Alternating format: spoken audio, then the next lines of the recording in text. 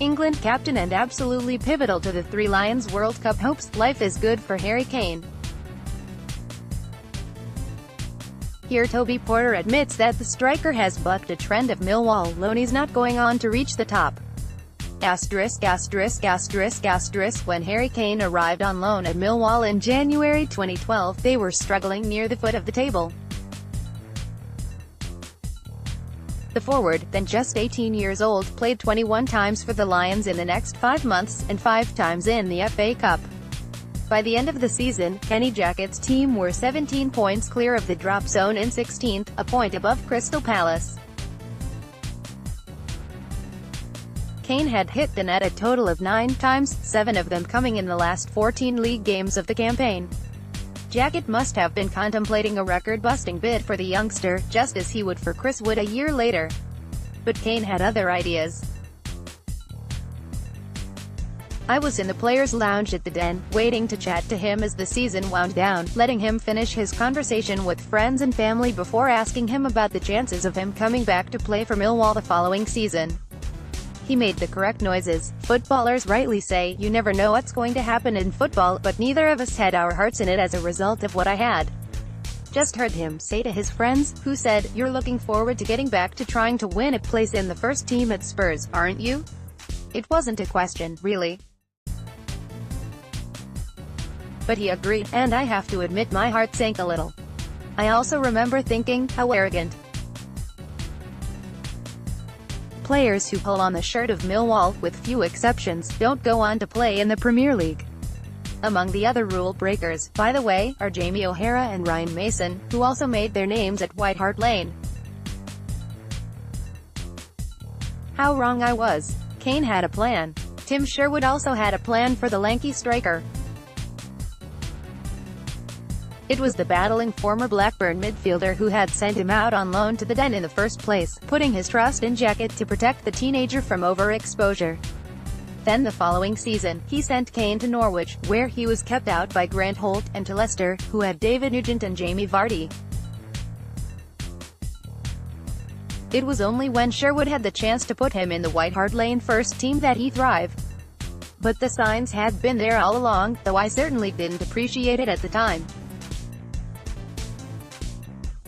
England's Harry Kane celebrates scoring his side's second goal of the game during the FIFA World Cup Group G match at the Volgograd Arena, Volgograd.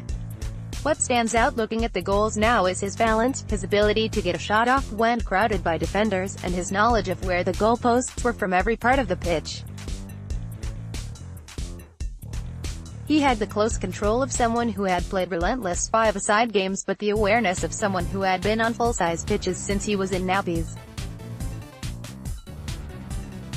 And the confidence to fire at the target from any part of the pitch. Take his goal in the 3-0 win at Doncaster on March 20th. Najim Abdou, dribbling from the center circle, lays it off to the striker, who is patrolling the left flank, for some reason. Kane cut inside, with defenders leaving him to it. So he unleashed a low 30-yard shot which didn't seem to go above waist height but tucked inside the far post. A lot of his shots, and very few of them were off target, seemed to find the bottom corner. For one, I think it was the 3-0 win at Peterborough on March 6. David Ford punted towards him and Kane feinted to go away from goal, drawing the defender, then turned and sprinted towards the area to control the ball as it bounced past both of them. Followed by a low left-footed shot, also into the far bottom corner. The same, from a much shorter distance, in the 5-0 FA Cup win over Dagenham. And amidst a goalmouth scramble against Blackpool, who were on their way to playoff final defeat, in the 2-2 end-of-season draw. He did not a couple of headers, against Dagenham and against Hull on April 7, where strike partner Andy Keogh was sneakily blocking the keeper, Vito Minoni. But his feet did much of the talking. In the 3-1 win at Burnley on February 25, best remembered for Josh Wright's 35-yard blockbuster, Kane turned the ball neatly around keeper Lee Grant from a James Henry defense-splitting pass. It was a goal of quiet confidence, the factor which has fueled his steady and seemingly relentless rise, as it does with all strikers. Kane's captaincy is another level entirely, though. Despite his ambition and his talent, he seems to be a genuine team player. That might have been a lesson learned at the Den. In the 3-2 FA Cup win at Southampton, he laid off for Liam Trotter to score, then, in the dying seconds, won and took quickly a free kick which set up Liam Feeney for a curled winner. For me, Andy Keogh was the unsung hero of Kane's stay at Millwall. He was always looking for the teenager, teeing up for him and playing off him. England's Harry Kane during the training session at the Spartak Zelenogorsk Stadium, Zelenogorsk.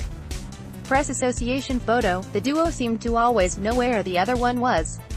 Finishing is crucial, but it has little value without good positioning. Another lesson Kane might have picked up at the Den was from his rival for the position, Darius Henderson. The troubled former Sheffield United hitman was an off-field issue for Jackett, which Kane has never been for any of his bosses. Sometimes, seeing someone else make mistakes is the quickest way to learn.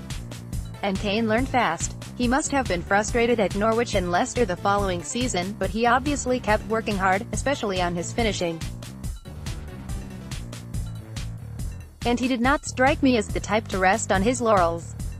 There are a few more to rest on these days, too. The ambition he showed at the Den has paid off, however arrogant it seemed at the time. Former Millwall players don't go on to play in the Premier League. They don't go on to play for England. And they certainly don't become one of their country's youngest ever captains and score twice in the opening game of their World Cup campaign. Harry Kane is now living the dream for every England fan who has lived through the frustrating decades which went before.